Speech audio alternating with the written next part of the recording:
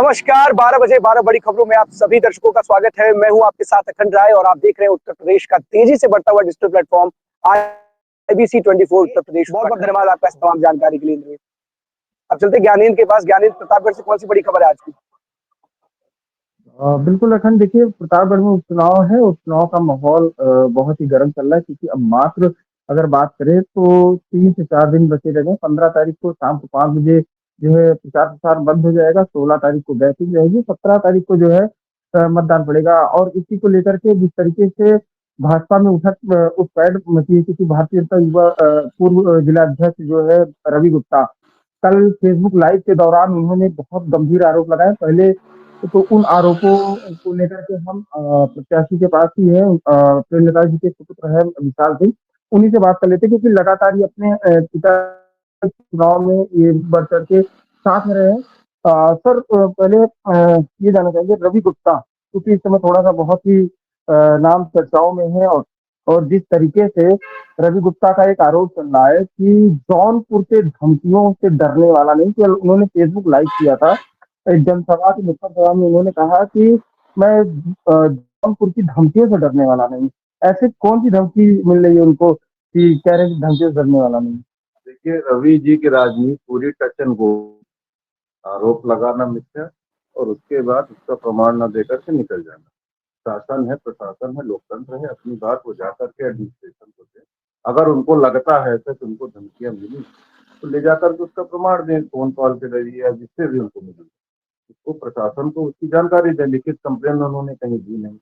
अब उनका, जैसे मैंने आपसे बताया ना, टच एंड गो की राजनीति करते हैं, आरोप लगाना और भाग जाना, इसके अलावा उनके पास कोई और काम है नहीं। एक आरोप और भी साफ तौर पे उन्होंने लगाया कि 27 सालों से कोई काम नहीं हुआ सीवर प्लांट को लेकर के, नालियों को लेकर के, व्यापारियों की उत्पीड़ना। क्योंकि आपने कल 1 बजे प्रेस कॉन्फ्रेंस की थी व्यापारियों के साथ में।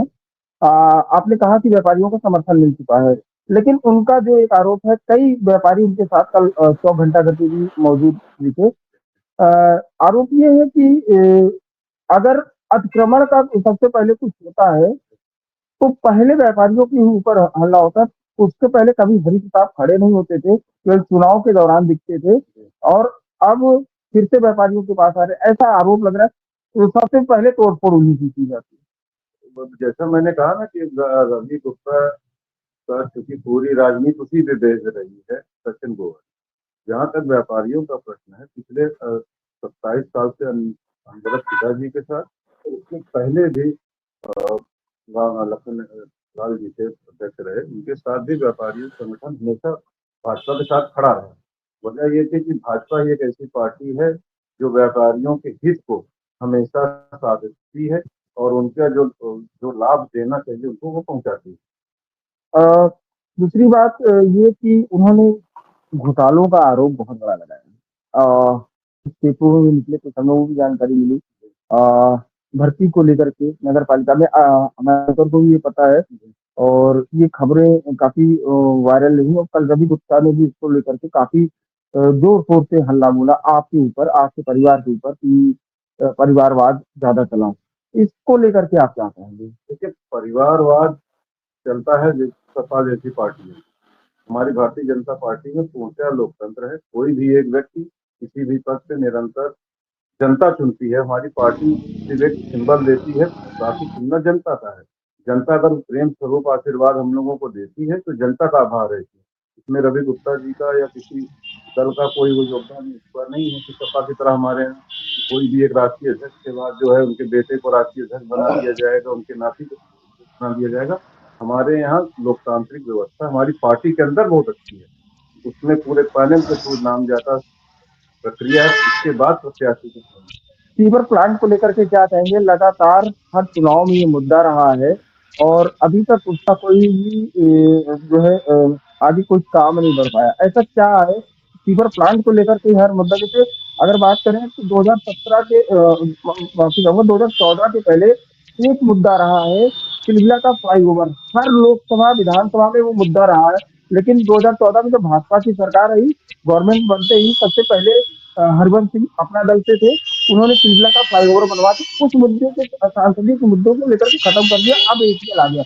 अब हर नगर पालिका चुनाव में सिर्फ एक ही मुद्दा रहता है, सीवर प्लांट को लेकर के, और जोर शोर से हर एक प्रत्याशी, चाहे वो सपा का हो, चाहे रवि गुप्ता हो, चाहे जो हो, और 17 में भी ये हुआ था, 19 में भी ये हुआ। अब उसको लेकर के आप क्या कहेंगे? नगर निकाय की। देखिए, सीवर प्लांट के लिए पिताजी ने जब विधायक रहे 2002 से 2007, उसी समय उन्होंने इसके लिए ड्राफ्ट किया था और कमीशन किया। उसके बाद बसपा की सरकार है और सपा की सरकार ने उसको एक षड्यंत्र के तहत उसको एक अपने भी ठेकेदारों को उसमें अलॉट कर दिया।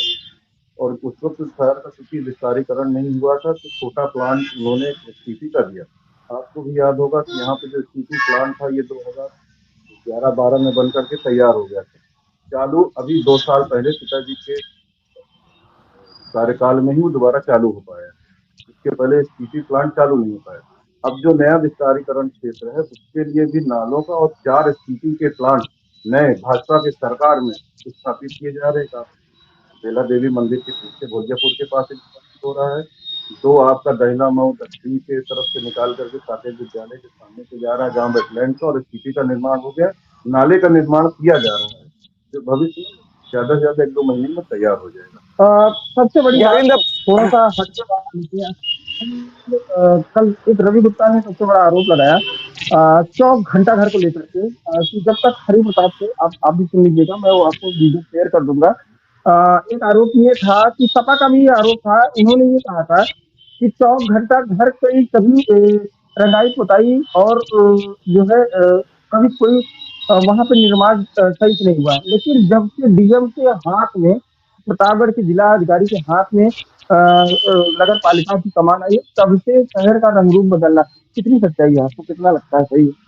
देखिए, सारी योजनाएं जो पिताजी द्वारा लाई गई थी, और 24 घंटा घर जो है हमारा ऐतिहासिक घर, और आपको बताने में मुझे बड़ा हर्ष भी हो रहा है। उसका नाम भरत चौक जो रखा है, स्वर्गीय पिताजी ने ही उसका नामकरण कराया था भरत चौक। और प्रत्येक वर्ष ज्ञानेंद्र, 7 दिनों का वक्त अब बचा है और 7 दिनों में ही क्लियर हो जाएगा कि किसके दावों में सच्चाई है और जो बागी हैं वो कितना खेल बना पाते हैं, बिगाड़ पाते हैं। बीजेपी का इस 7 दिनों में क्लियर हो जाएगा। आरोप प्रत्यारोप का दौर चुनाव में चलता रहता है, तो ऐसे में चुनाव में जो आरोप है वो प्रत्यारोप तो जारी है। 7 दिनों में चीजें क्लियर हो जाएंगी। ये सवाल के साथ में इनके ये साथ थोड़ी सी विचार निकलेंगे। मैनिफेस्टो आप बता दीजिए, आप आपने कुछ मैनिफेस्टो तैयार किया हुआ है, क्योंकि आप कल से बहुत बिजी शेड्यूल रहेगा। आप मैनिफेस्टो देखिए, मुख्यमंत्री सृजन योजना के तहत पिताजी ने 4.5 करोड़ की योजनाएं थी, जिसमें से 2.5 करोड़ की योजना आ गई है और उसमें काम चल रहा है, उसमें खत्म भी लगभग। तो उनके प्रधान के बाद, मई के बाद उसमें एक भी पैसा उसमें किसी भी स्कीमों में भेजा नहीं। दूसरा है, इसमें आपका एक उनकी महत्वाकांक्षी योजना थी, गरीब परिवार के लोगों के लिए शादी विवाह में जो दिक्कत आती थी, मैरिज हॉल या एक विवाह मंडपम, जिसका ₹5 का बजट सैंक्शन होकर के पैसा भी आ चुका है, जगह चिन्हित की जा रही, उसको वो कराया जा रहा है। कई जगह पे नए नाले का निर्माण हो रहा है, तालाबों का सौंदर्यीकरण हो रहा है। सबसे बड़ी जो प्रॉब्लम है देवकली में ये है कि वहाँ तालाब तो हैं, प्राचीन तालाब हैं, तालाबों में पानी जल भराव के कारण जल निकासी नाले का निर्माण कराया जा रहा है, ताकि जल निकासी हो जाए, बृहद सौंदर्यीकरण कराकर के लोगों को एक पर्यटक स्थल के रूप में उपलब्ध कराया जाए। तो अखंड देखिए, बिल्कुल हमारे साथ थे स्वर्गीय हरि प्रताप के सुपुत्र विशाल सिंह जी, और फिलहाल इनका मैनिफेस्टो आरोपों का इन्होंने खुल के जवाब दे दिया है। फिलहाल अब देखने वाली बात होगी, 17 को मतदान होगा और 20 को रिजल्ट आ जाएगा। फिलहाल ये थे हमारे साथ विशाल। अखंड 7 दिनों में क्लियर हो जाएगा कि किसके दावे हावी हैं और किनके जो बागी हैं वो कितना खेल बना पाते हैं, बिगाड़ पाते हैं। बहुत बहुत धन्यवाद इस तमाम जानकारी।